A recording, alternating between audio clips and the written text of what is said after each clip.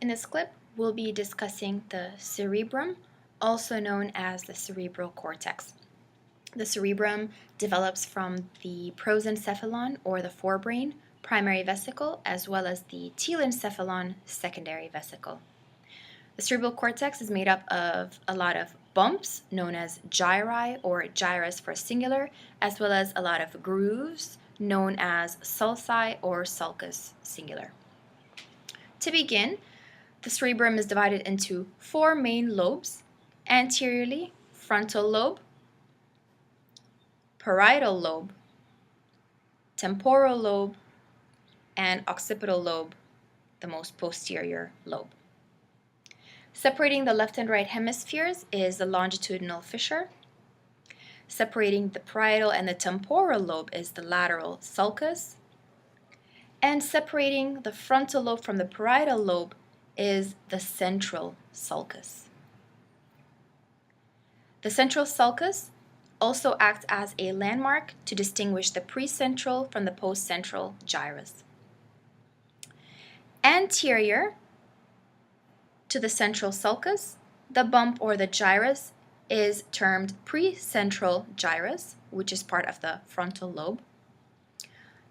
Posterior to the central sulcus, this bump or gyrus is called the postcentral gyrus. Now, to discuss the functional regions of the brain, also of the cerebrum.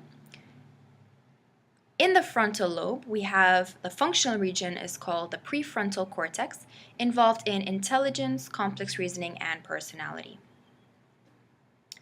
The precentral gyrus is also part of the frontal lobe and is functionally known as the primary motor cortex. This is involved in conscious and voluntary movement. Now, moving on to the parietal lobe. The postcentral gyrus is functionally known as the primary somatosensory cortex, which receives sensory information. And posterior to it, we have the somatosensory association cortex that will receive information from the primary somatosensory cortex. Okay, so it's involved in analyzing the incoming stimuli for perception of sensation. In the occipital lobe, the functional region is called the primary visual cortex to receive and process vision.